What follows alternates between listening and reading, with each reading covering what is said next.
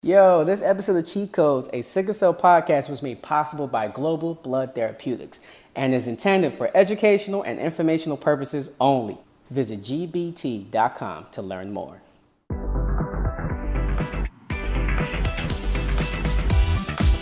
What's up, Warriors? It's Dr. Z and Dr. C. how you doing, Dr. C? I'm doing well. How are you doing, Dr. Z? Man, I just finished a busy clinic, but you know what? This podcast is going to breathe some life into me. Me too. I'm excited. You know, Sickle Cell Awareness Month, we got a lot of good stuff in this podcast wrapped up. Yeah, I'm excited about it. We had a great guest today. I think we have some good topics, a good article. It's a good episode. Yeah, absolutely. So Warriors, hang in there. I think you're going to learn a lot through this episode. We got Shamonica Wiggins on, who's advocate extraordinaire. We're going to cover a really cool paper that Dr. Callahan's pulled out. And we're going to go over a word of the day that some of you are probably already familiar with. You ready to get to it? Yeah, let's hit it. All right, here we go. So Warriors, in this segment of called What's Happening Now, we often talk about things that I've come around and seen on social media, myths that I've heard from patients. We talk about sort of interesting things that I feel like we want to share with you and discuss with you. So today I actually invited sort of a co-moderator for this little segment. Miss Shamonica Wiggins, who's going to be our guest actually on this episode, is here because a lot of what's happening now is being controlled by the Sickle Cell Consortium's social media. What is the right term, Shamanica? Social media intern? Social media director? Yeah, so the correct title is media marketing intern. The media marketing director calls me the social media queen. I love that. I love that. So Miss Social Media Queen, Your Majesty, can you tell us a little bit about what's happening with the consortium? Yes, I would be grateful to. So currently, like I said, I'm the media marketing intern for the consortium, and the consortium is responsible for a lot that goes on in the sickle cell community. And most recently, we hosted the first digital sickle cell conference, which was went well. Dr. Z was a presenter. You guys did a phenomenal job with that. I've got to say.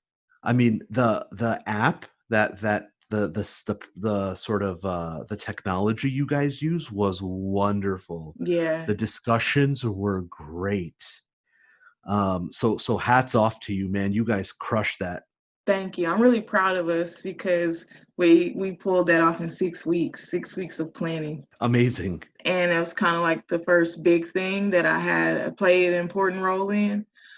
Because when I became part of the team a year ago, I was still they were still trying to fit me in, and stuff was people were already on teams and everything. So I was really excited. And so now currently we are working on the We Are the Cure campaign in partnership with Be the Match. And the campaign we're doing it in an effort to get more people to join the bone marrow donor registry. Because as you know, and most of us with sickle cell know, that most people in America with sickle cell are Black or African descent, and the second largest, I believe, is Hispanic.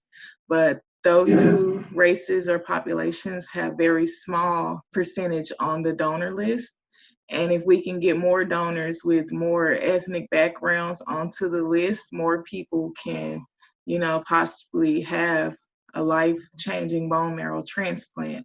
So right now, that's what we are doing with the We Are the Cure campaign. And anyone without sickle cell, even people with sickle cell traits, can be a bone marrow donor. And if anyone would like more information, they can text SC3 to 61474. That's the number, 61474. And there's also a website.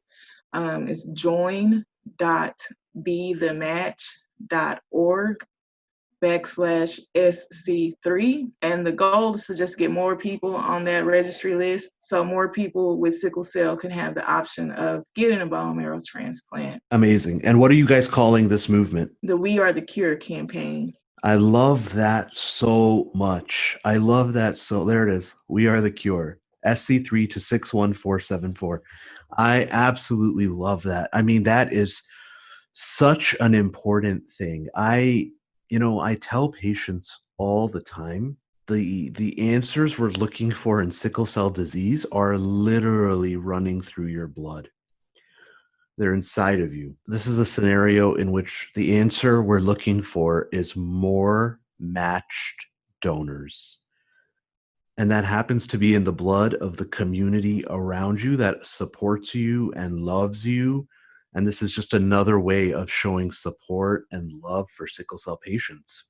Yep, that's you hit it right on the head. Yeah, no, I'm so proud of this effort that you guys are putting forward, and I'm really excited to sort of see what else you have up your sleeve. What else is coming? I'm excited to hear about what's being planned for Sickle Cell Awareness Month coming up. And maybe you can give us a little bit of a preview about what you guys have planned.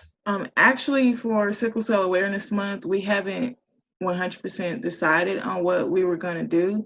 I know that there are partner organizations who are planning things that we plan on supporting, such as Cayenne Wellness. They're having a digital conference, and this consortium will be supporting that one. But as of right now, the consortium, because we were so busy with the digital summit, and then our 5th birthday just passed on August 19th. So we did a 2-day event for that. Our executive director, Dr. Lakia Bailey, was saying that maybe we should take a break and just support things around us, because it's a lot of work. It's a lot of work behind the scenes. I think that's one thing a lot of people don't realize about advocates.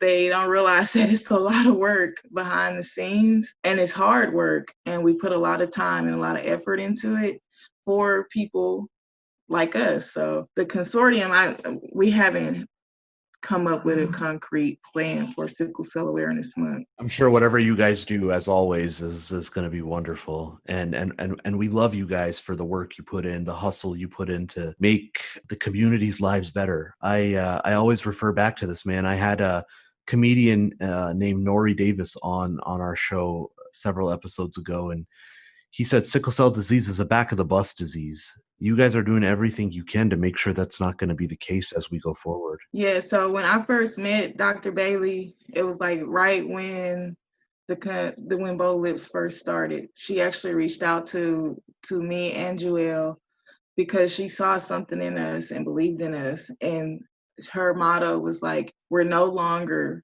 asking for a seat at the table, we're making our seat at the table. Like, just hearing that was like one of the motivations I need to keep going after this stuff. And we've made a really big impact, patient advocates, because I feel that without the work that me and so many other patient advocates have done, we possibly wouldn't have the new therapies that are available now that were approved last year. I've worked with just about every company that's working on something for sickle cell, and they told us that before advocates came into the picture, that they were getting nowhere. They had these great ideas, but it would get nowhere because they couldn't reach the population. I went to college for newspaper editorial journalism. For real? Yes, and there I was told that journalists are the gatekeepers of information. We control what goes out and what's shared. And I realized that that's what patient advocates are. We are the gatekeepers of the sickle cell community, and we represent what we want our community to be represented as and what we want to share. I tell people all the time that my degree, well, I didn't get my degree because I've had my daughter, but everything I learned has definitely helped me as an advocate, because we're gatekeepers as well. Amazing. Honestly, Shamanica, you inspire me. You continue to inspire me. And the recording of this has continued to, I mean, you just are so inspirational. I applaud everything you do, every effort you make. You're doing great things. We really look forward to seeing what you do for this community, because I really think you're gonna be a really important player. You're gonna continue to be on the scene and make moves and hold people accountable and keep that seat at the table. That's my goal. I said I can't stop doing this until we have the correct options, like the proper options for us. And aside from me, I have 3 younger cousins with sickle cell. They're all still pediatric age, but the oldest one is getting closer and closer to adulthood. So I feel like I owe it to my little cousins and the little kids that I know personally with sickle cell. I just want it to be better for them. I also use like my non-sickle cell platforms to talk about sickle cell. I want people to know that I'm more than sickle cell, but I'm also a person with sickle cell. You get what I'm saying? I love that. I have my podcast, and so September will be dedicated to sickle cell on my podcast because I just feel with me not being in the nonprofit space, it feels weird when I'm not doing something specifically for Sickle Cell Awareness Month. So that was how I was like, this is how I can do something personally for the month. Yeah, no, that's amazing. I mean, I see your opinion, not fact podcast pop up all the time, and you cover some really diverse topics. You're right, and not necessarily sickle cell. So I think that's wonderful. I think you're right. You are more than sickle cell. You're a human being that has taken control of sickle cell disease in her own life, and is contributing in different ways that sort of are innovative and fresh and cool. And again, we appreciate you for it. Well, thank you. I appreciate everything you do. You always say how I pop up on stuff, but I get a lot of dings from Dr. Z as well. And I'm grateful that you aren't afraid to speak up for us in such a bold and honest way. I was like, man, I love this doctor because it seemed like oftentimes some doctors are afraid to correct other doctors, like some kind of code or something. So I love seeing that you don't mind, speaking up for the patient, because I learned a long time ago, people listen to people who are like them. It's true. I have tried before, I've had issues with doctors before trying to educate them about my illness, but when a doctor tells them these things, it makes it a little easier for them to digest. So like, I'm really grateful for you and how you speak up for patients like me, and how much you do for the Warriors in Detroit. They love you as well. So I appreciate those kind words. I always feel like I'm not doing enough. When I tell you, man, this is I like live, eat, and breathe sickle cell, and really trying to get rid of prejudice and bias in the healthcare system is what's hard. it's hard, but that's what motivates me. Yeah. Well, I appreciate it. Makes me want to come to work. So no, I mean, we got to keep fighting together. We're only going to be stronger together, and it's going to take a whole village to fix this. So we got to keep at it and just keep working together. Man, Shamanica, now you got me all hype. I'm going to have to go and I'm going to go get in a fight with somebody, I think, about sickle cell now. I'll retweet it.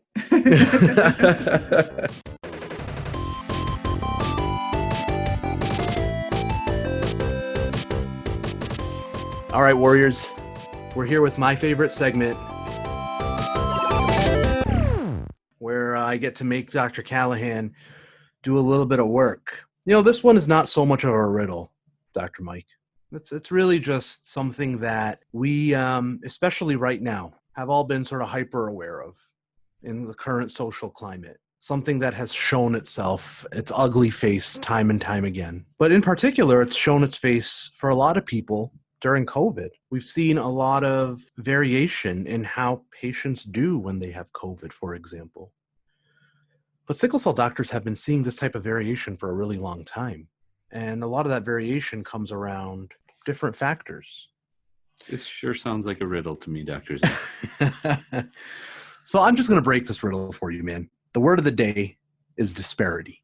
Okay. I like it. Disparity. I mean, actually, I hate disparity, but disparity means a difference or a big difference. There's can be, if a tall person is standing next to a short person, then you say there's a height disparity. A lot of times when we talk about disparity, especially in the setting of sickle cell, we're talking about health disparities.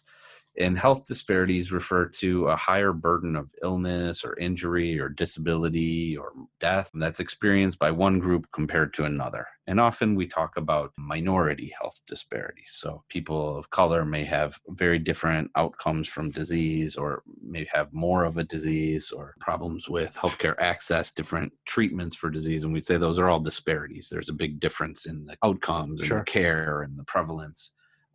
And it's a really important topic, especially for our warriors. And I think we'll get into it a little bit more around our article today. Yeah. There are a lot of factors that can go into that disparity. So those can include genetic differences. And we've talked before that the genetic differences between people with dark skin and light skin is really just a small number of genes. 6. But there can be genetic differences, and environmental differences, cultural differences, but also a huge driver of these things is social determinants of health. And these get into things like federal funding, access to care, all of these things where we really have a lot of these health disparities that affect our minority communities adversely, and especially our warriors. And so fortunately, there's now a National Institute of Health. So we always say the NIH as if it's one thing, but it's really made up of several different institutes that study different things. So there's a National Heart, Lung, and Blood Institute that studies hearts, lungs, and blood. Yeah, right. National Institute of Diabetes and Kidney Disease. There's a National Institute of Minority Health and Health Disparities that's studying these health disparities and really trying to come up with solutions for them. But it's a challenging field. So there you go, disparities. Awesome. Yeah, I mean, that's really well put, Dr. Mike. I don't know, man. I wish we could get rid of them. But the truth is that... I think we're always going to have to work on it. The truth is that, yeah, we're always going to have to work on it. And I think that the more important thing is that we just have to stay aware of it. For sure. We have to recognize that these exist and that it's not a level playing field.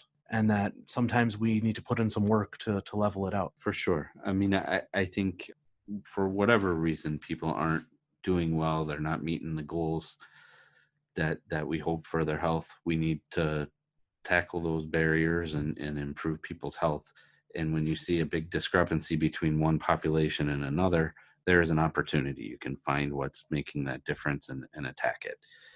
Sometimes that can help other things too. So we have a whole lot of social determinants of health that have impact on other things like jobs and housing and transportation. And so if we can address those things, hopefully we can make a difference all around. I hope so, man. I hope so. There's nowhere to go but up at this point. There we go. Let's fight disparities. All right. Hope you enjoyed that segment, Warriors.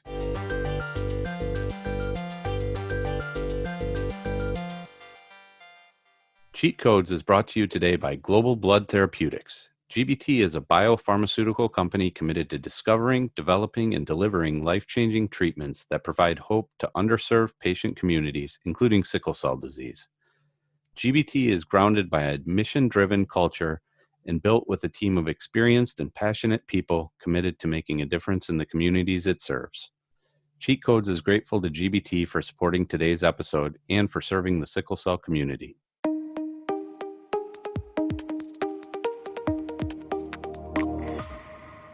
We've got Miss Shamonica Wiggins on to tell us a little bit about who Shamanica Wiggins is. If you don't already know, you're behind because Miss Shamonica Wiggins is a big deal in the sickle cell community. So, Miss Shamonica, thank you so much for being here today. Thanks so much for having me. I'm really happy and excited to be on the show and be on with you guys today.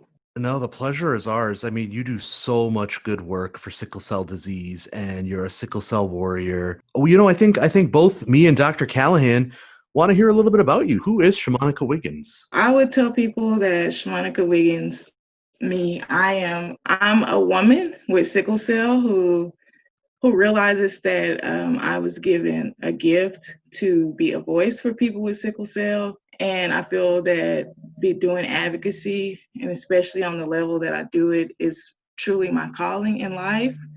Growing up with sickle cell, I was never the kid that hid it. You all know, treating people with sickle cell, that oftentimes a lot of us hide the fact that we have sickle cell, or we don't share it out of fear we won't be treated the same. But I was never that kid. I could always remember speaking up about sickle cell, doing projects about sickle cell and never being afraid to tell people that I have sickle cell. I was pretty much groomed for this role my whole life. I've always seen sickle cell in a positive way, thanks to my mom and my family, encouraging me and letting me know that I can do whatever I wanted to do. So I've never been the person who's seen it as a curse or like, why me? Of course, we have moments when the pain is really bad that you feel, why me? But on a day-to-day basis, I don't see it really as a bad thing. I feel that sickle cell really has helped me be a good person, a better person, because when you fight a fight every day, you learn how to appreciate all the little things, and you learn the importance of empathy. So that in turn has made me a very empathetic person.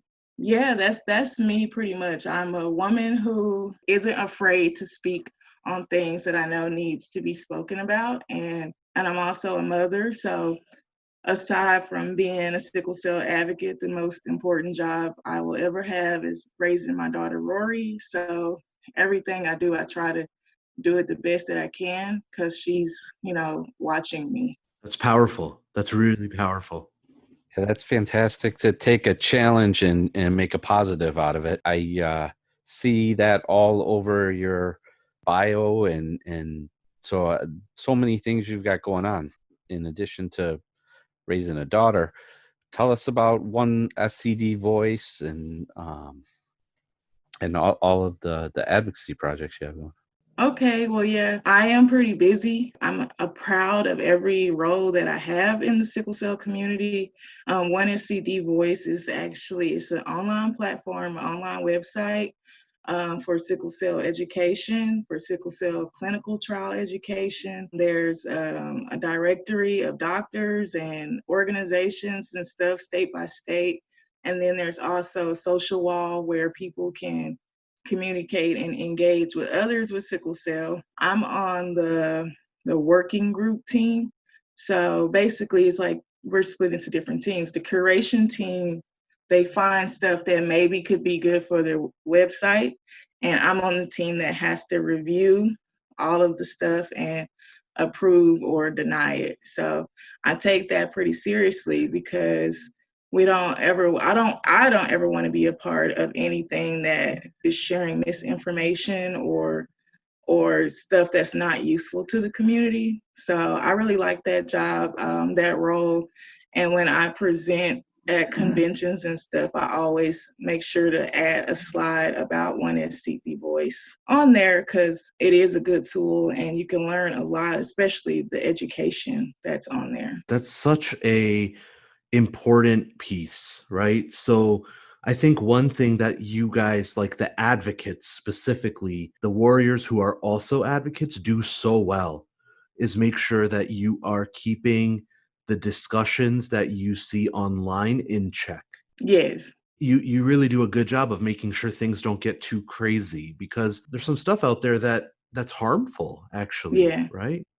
I mean, there may be stuff that's benign and like, okay, if you have CMOS or more cinnamon, it's probably not going to hurt you, right? But if there's stuff out there that might hurt you, like taking iron, for example, right? So I see you guys interacting with other warriors, and it warms my heart because you're helping us as physicians so much. Yeah. I know that's something that a lot of us top advocates or, known advocates do on a regular basis. I know I've had several conversations with warriors who are getting like a lot of transfusions in one hospital stay. That kind of makes me nervous sometimes. And I always ask them, hey, are you aware of your iron numbers? How is your liver and kidney functions? Like, is everything okay? Because I feel that there are some doctors in certain parts of this country that aren't educated enough on sickle cell and they still believe that blood transfusion is the cure-all. And I've had friends to get seriously ill from too many blood transfusions. I feel like once you take on the role as advocate, it's kind of your place to like comment on something that could be harmful. That's amazing. Tell us a little bit, Shamanica, if you don't mind, about your journey with sickle cell disease. Tell us a little bit about how that impacted you and what specific instances or memories of your battle with sickle cell disease are the ones that you think about that drove you towards wanting to be an advocate and be a voice and want to help the community. My whole life, I've known sickle cell. I meet some people who said they didn't have their first crisis till they were 13, or met one woman, her first crisis wasn't until she was like 25. And so she always grew up thinking that sickle cell wasn't serious. And I'm like, well, that's never been my story. I had my first crisis at a very young age. My mom tells me that even as a baby, she's had to take me to the hospital. I used to have to deal with dactylitis a lot, the hand-foot syndrome. That was like one of my main issues as a kid. And when I was 3 years old, I had a stroke.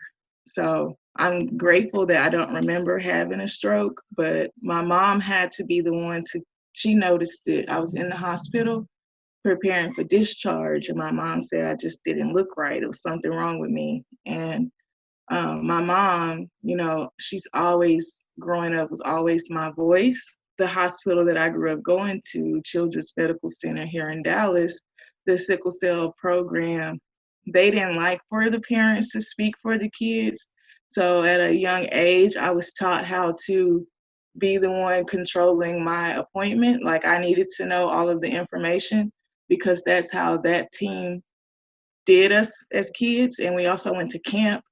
And camp is where I learned so much about sickle cell. And when I would come home, I would always be excited to tell my friends what I learned new about sickle cell. So I really think I've just always been an advocate before I knew what advocate meant, or the word advocate. And the biggest thing that happened to me, as a kid or while in school, I had osteomyelitis and bone infarct in my knee. And I had to have surgery and be in the hospital, antibiotics, and it was like the worst experience ever because it was my senior year of high school and I missed entire 6 weeks of my senior year. And when I came back to school, it was a rumor that people said I had died. So it was like dealing with that was really hard, because then when I did return to school, I had a PICC line in. I was visibly different, So that experience was like maybe the only time where I was a little upset about having sickle cell. It just seemed like a completely unfair experience, but I made it through it, and I still graduated from high school, and I went off to college. I had one experience in college where we went to the ER for knee pain. My friends would never let me go alone. I've always been blessed with good friends as well. So my friends would never let me go to the ER alone, but as soon as it was determined that I would be admitted, I was comfortable with them leaving. And once I was on the floor, the nurse was overly transfusing me with fluids. So I asked, why am I getting so many fluids? I was 19 at the time. And now, I barely look my age now, so I definitely look younger then, but I was in the adult hospital. So when I asked her, what are you doing? Why am I getting all this? She told me, oh, you have the flu and I have to follow the doctor's orders. And I was like, no, I don't have the flu. I wasn't tested for the flu. Look at me. I don't even have flu symptoms. That can't be right. And she was an older nurse, so she was like, no, well, I'm going to listen to the doctor, not you. And I went to sleep, and I thought I went to sleep, but actually I coded, and I coded several times. The fluids triggered like a very severe pneumonia. My lungs began to shut down, and I spent the next few weeks in ICU, intubated it was a medically induced coma. And it was very scary. Like, making it through that is what made me know that I had to continue to speak up for sickle cell, because I think if I wouldn't have had such good friends that I have that were able to help get in touch with my family and relate the seriousness of the condition, I don't know if I would still be alive. My mom was able to fly out And it was like very scary, a very scary experience. And it was an experience that I really didn't have to encounter had the nurse just listened to me, the patient. So that's why, I've always been so adamant about telling patients to, if you know something isn't right, speak up, ask for a different doctor. Like, just don't take what they're giving you, because in our community, often that means life or death, and it's just not fair. That is so important. I mean, I think several things there. One, having your friends with you, and two, speaking up for yourself. But it's so scary. I mean, even with that, you can have something terrible like that happen. But again, you took a terrible thing and made it into a positive and said, I got to get into advocacy and getting patients to speak up. So that's wonderful. So tell me about Bold Lips for Sickle Cell. Bold Lips for Sickle Cell was an online challenge that I created. A sickle cell warrior by the name Shamika McFarland. She made a very emotional video in response to the Ice Bucket Challenge, asking the sickle cell community to make a challenge that we can do without the risk of going into crisis. So I put my thinking cap on and I came up with the idea of Bold Lips for Sickle Cell, which was to put on your boldest lipstick color, or if you're a guy, get a chick to kiss you on the cheek and post the picture and the hashtag and ask 3 other people to do it as well. The community liked it, and the SCDA reached out to us and asked if they could attach the challenge to the petition to reauthorize the Sickle Cell Treatment Act. And so, like, within 30 days, we were able to get over 100,000 signatures with the challenge. And that success led to us turning the challenge into a nonprofit organization, which I was a part of and the CEO of for just about 5 years. But now Joelle Darbinet is the CEO. I actually stepped down from that role. I'm still very proud of the Bold Lips for Sickle Cell Challenge and the nonprofit and everything that I was able to accomplish in that role. It was the vehicle that opened the door into my advocacy career. Prior to Bold Lips for Sickle Cell, like, the sickle cell community saw me as an advocate before I did, before I even really realized what I was doing was advocacy. But after that challenge, I feel like everyone, saw me as an advocate, and people would reach out, and I'm just grateful for everything that it did lead to. And in 2018, you won the National Advocate of the Year award. Yeah, that was really exciting. I wasn't expecting it. I didn't ask anyone to nominate me, because I personally feel that those kind of awards, you shouldn't campaign for them.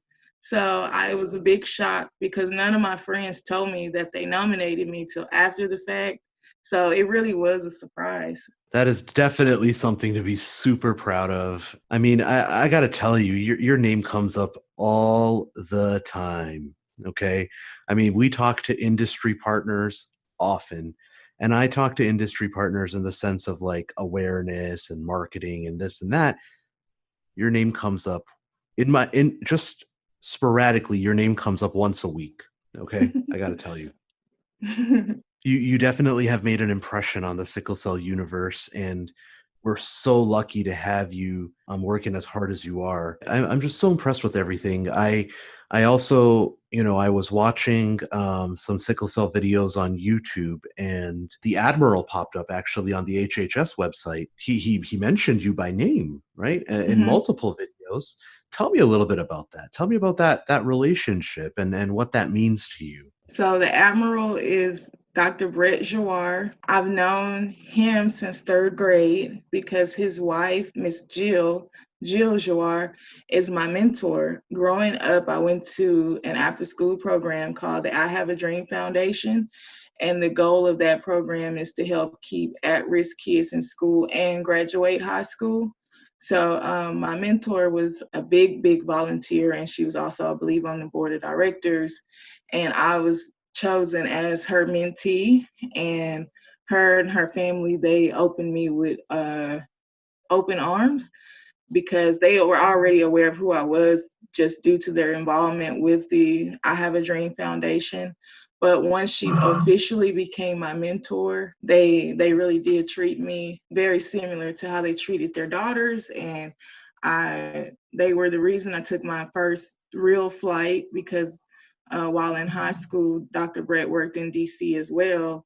So I would travel out there for Christmas and spring break. And my mentor is a big reason why I love museums and history.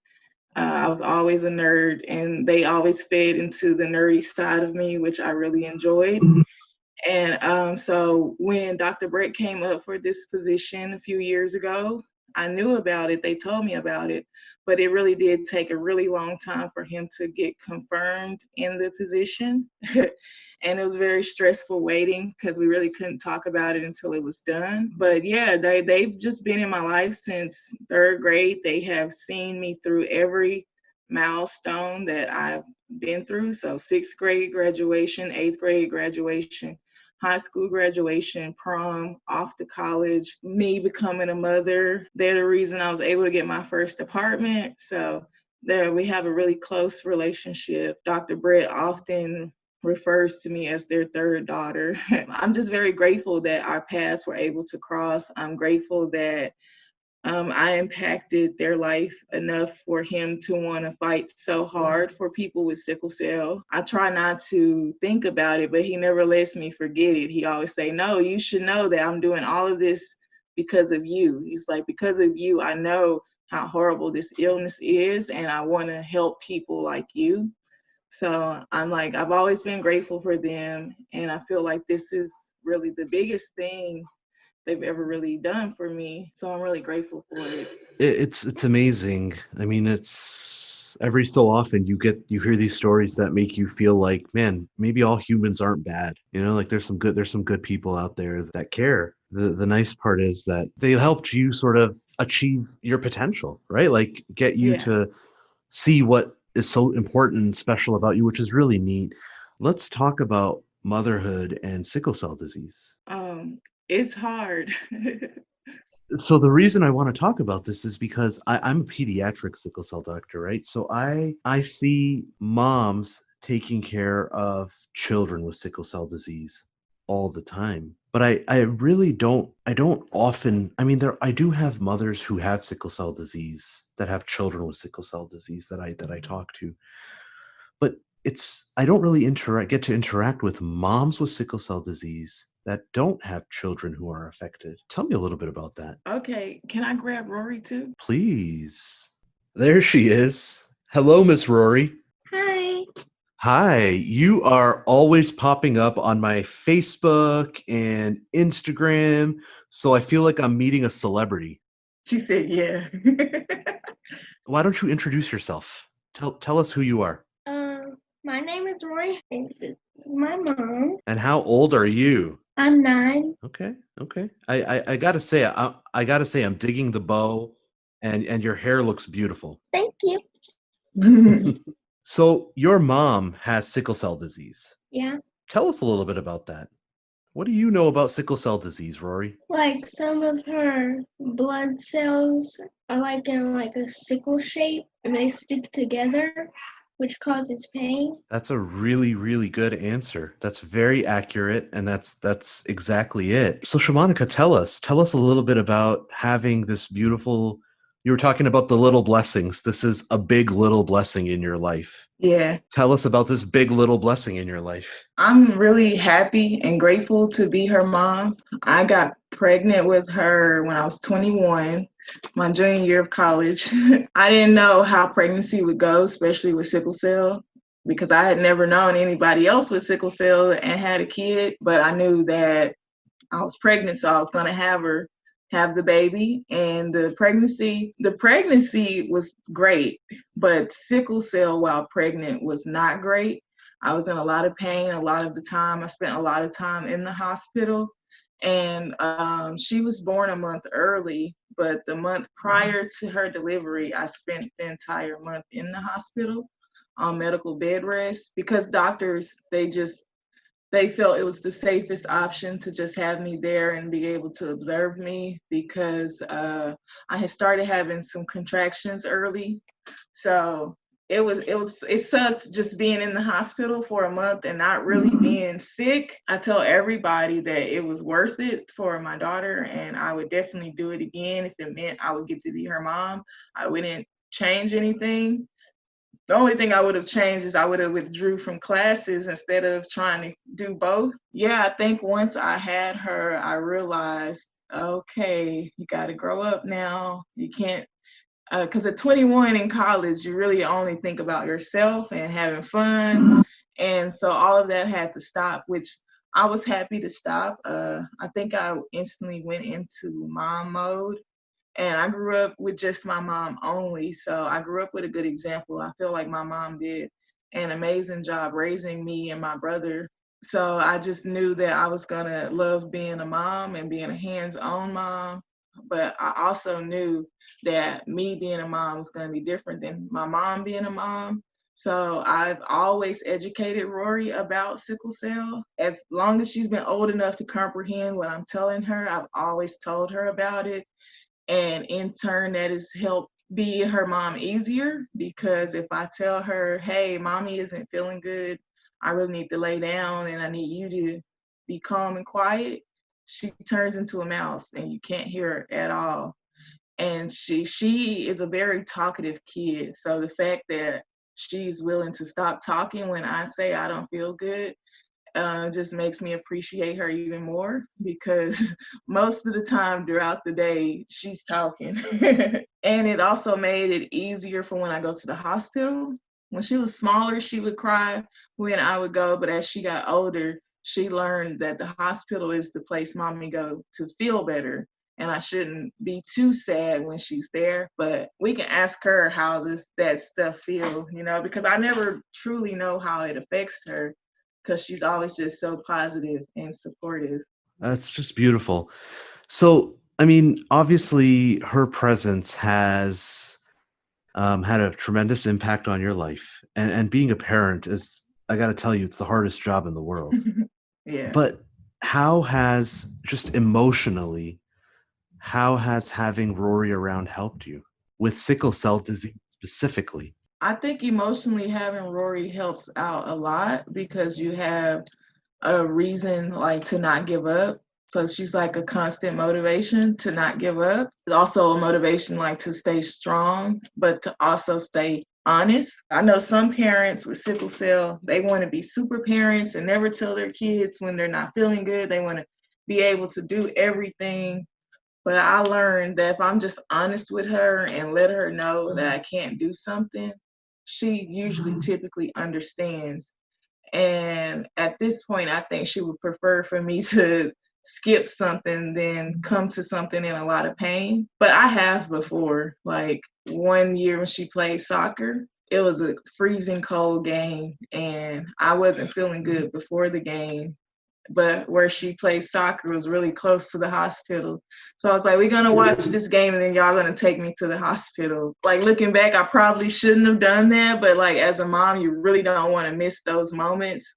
And it made me rationalize it because of being her mom. But most of the time, I'm pretty honest with her. I feel like parents with sickle cell, we should be honest with our kids and let them know when we're not feeling good instead of trying to be super parents, because that only hinders us in the long run. It's going to separate us from the kid probably even longer in the hospital if we would just, take care of ourselves. Wow, it's hard because there's definitely days where, you have to push yourself as a parent. I know I go home after a day of clinic and, my kids want a bedtime story and I'm dead tired. And I can't even imagine if at the same time as me being tired, I'm anemic and sickling and, have Yeah. other stuff happening, right? So I hats off to you. You're crushing this parenthood thing. You're doing a great job with Rory, and we all kind of get to see her through your social media, which is kind of nice. Yeah. I'm grateful I have a good support system as well.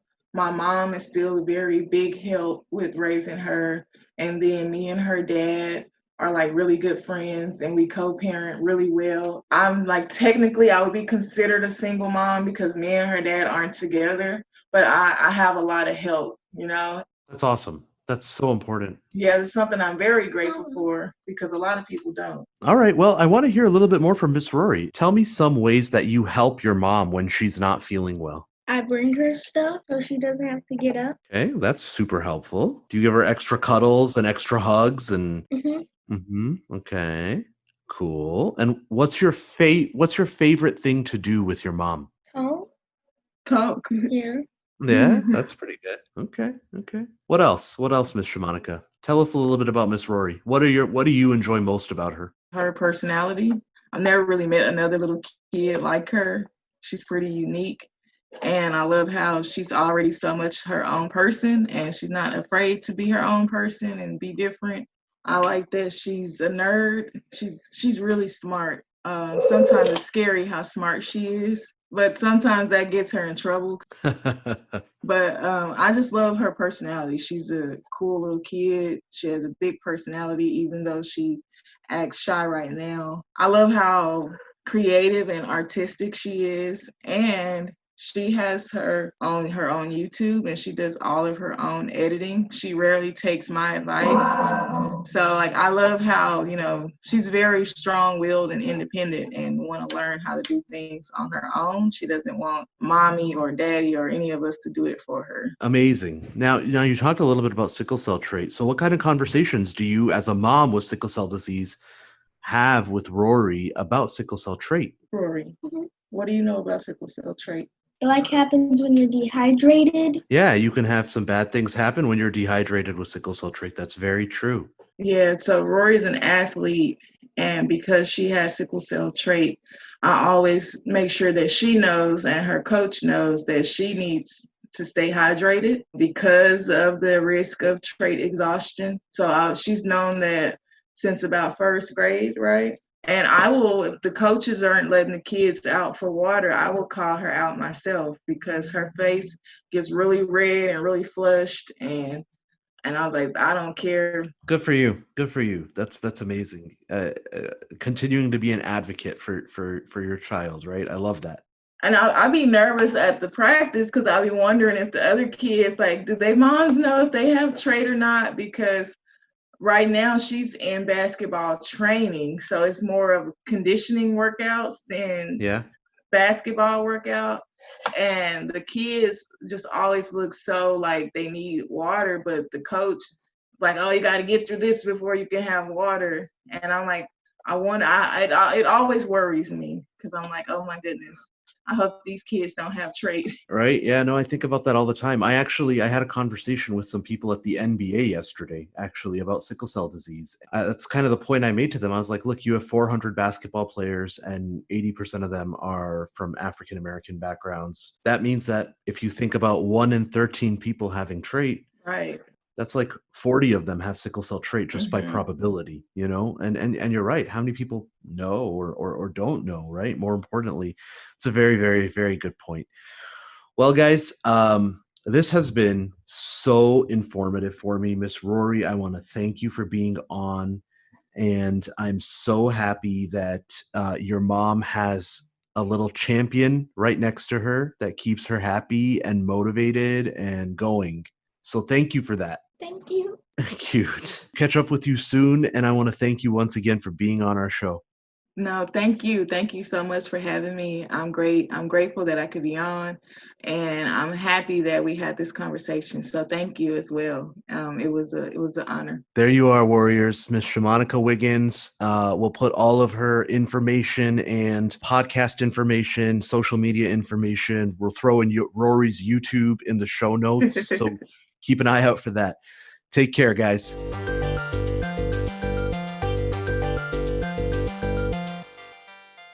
Thanks again to our episode sponsor, Global Blood Therapeutics. Visit gbt.com to learn more about GBT's commitment to advancing the treatment and care of people affected by sickle cell disease.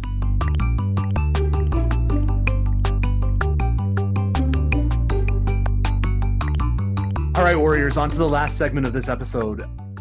I think you picked out a nice one for us today, Dr. Mike, and I think it fits really nicely with what we were talking about earlier, related to disparities, but also related to a lot of what Shamanica Wiggins talked to us about. Absolutely. I hope our Warriors like this one. All right, what do you got for us, man?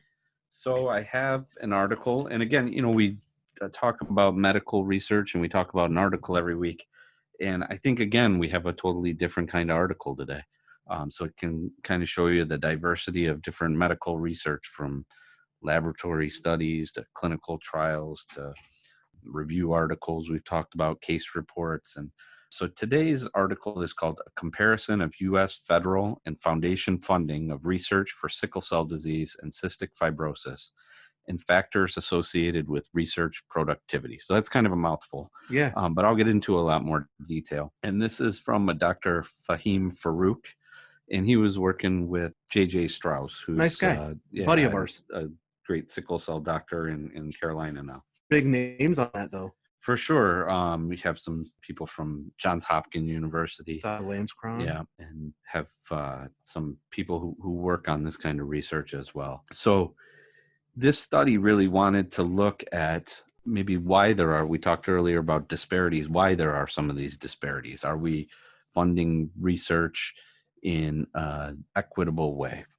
And so they looked at a number of different components of that over a 10-year period. So they looked between January of 2008 and December of 2018. So 10 years. 10 years. And they looked at, it's actually 11 years because they started in the beginning of 2008 and they included all of 2018. So, sure. But over that time period, they looked at federal funding. So this is a lot of like NIH funding for research. And they might be funding studies on mice to learn about the disease, or they might be funding clinical trials or any sort of research in that disease, including sometimes what are really important career development grants, where you have a young person who's in that field and is getting up to speed in their career, and they have a mentor who's maybe helping train them in research. And this is the pipeline for future research. So, sure. Yeah. Important. Really important. And then they looked also at foundation funding. And this is where I think a lot of this disparity came about. And I'll get into more detail on that. So foundations are a lot of times national organizations, like we have the SCDAA, or foundations that raise money for disease, sometimes treatment, sometimes support groups. But in this case, they just looked at their funding of research. And then they looked at publications. So we have a website that we use a lot called PubMed. And it's really just a big database of all the articles published. Right. So if you type in sickle cell, it'll give you every article that has sickle cell as a keyword or title. And it's, thousands and thousands of articles. So they compared how many articles were published on cystic fibrosis or sickle cell over that time period. And then they looked at how many clinical trials there were. So now when you do a clinical trial and you're testing a new medicine or a new test or a new device, you have to register you have to register your clinical trial on a website called Clinicaltrials.gov. And so they looked at Clinicaltrials.gov to see how many trials there were, and then they looked at how many drugs were approved by the FDA. Can we sidebar on Clinicaltrials.gov for a minute? Yeah, absolutely. You're telling me that the government has a website that documents clinical trials that are happening around the country. Yeah, it's a nice website. I think it serves a couple of really important purposes. So one problem you always have is if people do a study and it's not recorded anywhere and it doesn't go well, they might not ever get it published. You might not know about it, and then people will repeat the same mistakes. Or sometimes people will do a study and they'll say, I'm going to look at X. And X doesn't turn out, but something strange happens, and Y turns out to be different than they thought. And then all of a sudden they publish a paper and they say, we found Y. And that's different. That could just be, a random occurrence, because that's not what they were looking for. And so it's really important that you say ahead of time what you're looking for and test that. A little bit of accountability. Yeah. But also, you're saying that our warriors could go to clinicaltrials.gov. Yeah. So that's the second important thing, is it's a clearinghouse where you can see what studies are out there, and you can see where they're being done, what the protocol is, what the question is. They have contact information for the sites. So if you're interested in participating in a clinical trial, like say you're interested in gene therapy, you could go to clinicaltrials.gov and see what gene therapy studies are open in sickle cell, where they're being done, what, you know, who the sponsor is, all of those kind of things, and look for a study if you want to be part of one. And also, if somebody comes to you and says, I want to treat you with even flow, CMOS, lavender, you could look on clinicaltrials.gov and see if there's something that's rigorously being followed or pursued, right? I think that will probably not be that fruitful, but you could definitely look. Yeah. Okay. I mean, and also PubMed, you could go to PubMed and see if they've published the results of these studies. All public. All in the public domain. And Okay. really, like, if you have a treatment that works, you should have data behind it. You should have studies. You should be able to point to that. And these should be in things like clinicaltrials.gov and peer-reviewed journals. Well, sorry to sidetrack you, man. Oh, it's a good point. So they looked at all of these different databases and they compared results for cystic fibrosis and sickle cell disease. So the reason that they picked those two is in a lot of ways they're similar. So cystic fibrosis is a disease that's caused by a genetic mutation. It's inherited, and it's inherited in a similar way to sickle cell disease. You have to get one gene from each parent. It's called autosomal recessive. And it's a severe disease. It results in a substantial reduction in lifespan, and it has intermittent exacerbations. So people with cystic fibrosis often get infections in their lungs, and they may wind up in the hospital for an extended period of time for that and need antibiotics. So as we've discussed, sickle cell affects mostly African-American people, Hispanic people, people from the Middle East. Cystic fibrosis affects mostly Caucasian people, although it can affect any race. It's much more common in Caucasian people. And in the United States, there are about 90,000 or so people with sickle cell disease and about 30,000 people living with cystic fibrosis. And we've known about sickle cell disease since 1910 when Dr. Herrick reported the first cases. Cystic fibrosis is a little bit newer. It was first discovered in 1938. And we've known that the molecular problem in sickle cell was a mutation in hemoglobin going back to the late 40s, early 50s with Linus Pauling. The molecular mechanism for CF is much newer. The gene for it was discovered in 1989, actually by Francis Collins and his group at University of Michigan. And that actually laid some of the foundation for the Human Genome Project. So they went through databases on NIH funding, on career development awards from the NIH. They also got the tax form. So any nonprofit organization like a foundation has to submit files a 990 tax form that tells you what they spend their money on. And so they looked at that, and they just looked at organizations that spent more than $500,000 in a year. And there were 11 in sickle cell. And I thought this was really interesting. There were 2 CF organizations. I think that might speak to something. Yeah. Because I think, CF is a really organized group of foundations, of advocates, of fundraisers, and they're very effective. So I think one thing that these foundations did was invest in drug development and get some of the intellectual property from that, made money off of it, and then invested that back into cystic fibrosis research and support. So they looked at those tax forms and monitored the foundation expenditures, and then they went on PubMed and looked at how many articles were published, and they looked at FDA to see how many drugs actually were approved in clinicaltrials.gov to see how many clinical trials there were. Sure. And then they reported those just as numbers, but they also broke it down by the population, because you would think if there's a disease that affects 90,000 people and it's just as severe as a disease that affects 30,000 people, you would want to see probably about 3 times as much funding for that. I think in some ways that's maybe not completely fair, because, if you took diabetes, there's a ton of people with diabetes. And if you broke down the per person spending on research, it might not look like that much, but there's a lot of focus going into that.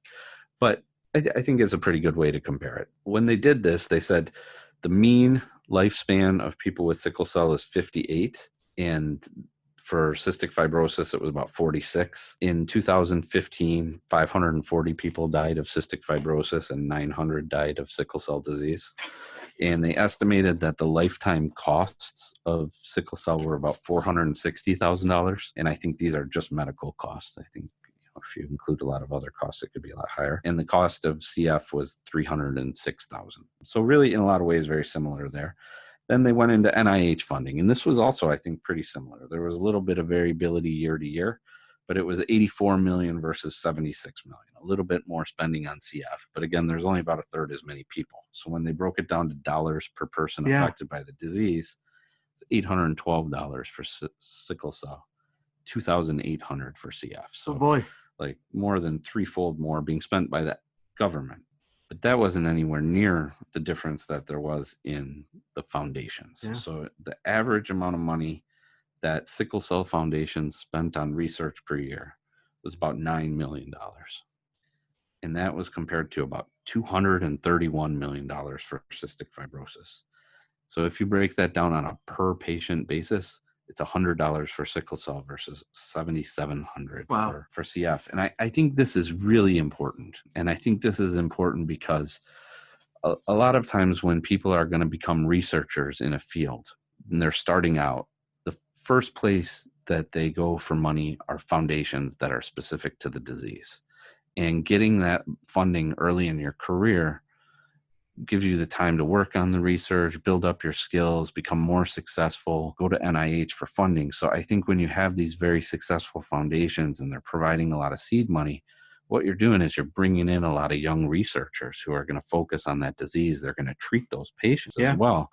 And so that right there, I think, is a big driver of the disparity we see here. Then they looked at, what effect did this have on papers? So per year, there were about 926 papers on sickle cell disease. There were almost 1,600 on cystic fibrosis. And again, sickle cell disease is much more common. Clinical trials were about the same. There were 24 in sickle cell disease, 27 in cystic fibrosis. But drug approvals, there were 4 in cystic fibrosis and only 1 in sickle cell. And so this was just a little bit before we got our most recent sickle cell drugs. That would be Indari, that one that they're referring to. Right, because this went up through 2018. In 2019, we got 2 more sickle cell drugs. But I think there were also several more CF drugs in the meantime. And novel indications for drugs. So there were some drugs that were approved for something else that CF figured out they could use. And they had 11 of those compared to just 2 in sickle cell.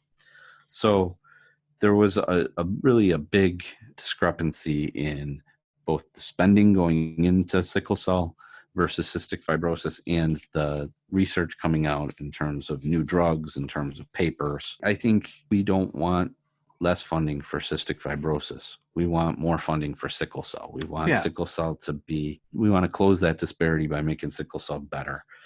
And they also looked at improvement in survival. And here's, a silver lining. Both diseases had really a very dramatic improvement of survival over a period of about 50 years. Both of them in 1960, the median life expectancy was 10 years old. Now it's, in the 40s and 50s. We've got a long way to go, but those are significant improvements. The one thing where I felt like there was another big disparity, though, is when I look at the graph in figure 2 of this paper. The cystic fibrosis graph has like bumps from year to year, and the sickle cell graph is very smooth. Yeah. And I think the reason for that is there are a lot of studies going on measuring the life expectancy and mortality in cystic fibrosis. And I feel like we don't have that very well. I mean, we don't even have a great grasp on how many people have sickle cell in the U.S. So I think there's another disparity. I think the quality of the data is a little different. But I think this is a great paper because it did a great job looking at important things that demonstrate a pretty significant disparity in funding for what are 2 very similar diseases. Yeah, absolutely. And I think there are things we can learn from cystic fibrosis. We need strong organizations, and probably not a lot of organizations, but a small number of really strong organizations. And those can lobby Congress. They can raise funds. I mean, Dr. Z's been talking for a long time about we need our ice bucket challenge. And that doesn't involve ice or water. Yeah, for sure. Or buckets. I think that early funding can make a big difference, and also the advocacy at the government level can make a big difference. And I think really we got to keep talking about this. So all you warriors out there, post on social media about it. Talk to your Congress people about it. Help out your CBOs with fundraising. Raise awareness. It's Awareness Month. Yeah, I mean, I think that's hugely important, and that, I mean, as long as you have a vote, you can have a voice, right? And we do have public officials that need to hear from us, and they need to hear from all of us, and they need to hear it frequently and often. And you know, I always go back to something that Dr. Hines said to me, our buddy Patrick. He said, if they don't let you in the front door, go through the back. And if they don't let you through the back door, go through the window. And if they don't let you through the window, blow the roof off. And that's kind of how I feel. So like we know what we need to do, right? We're in a situation where there's a massive disparity in attention and funding. And while we can't, you know, it's easy to be like, I'm never going to be able to fix this. I'm one person. But if all of us band together, there's a lot of power in numbers, and I think that we can make a difference. Have to try. You have to try. You have to try. I think we have to make sure that we get to the table and have those conversations. But Dr. Mike, thank you so much for sharing this perspective with us. We love hearing from you and love getting updated on new research that our colleagues are doing. Thanks, Dr. Z. All right.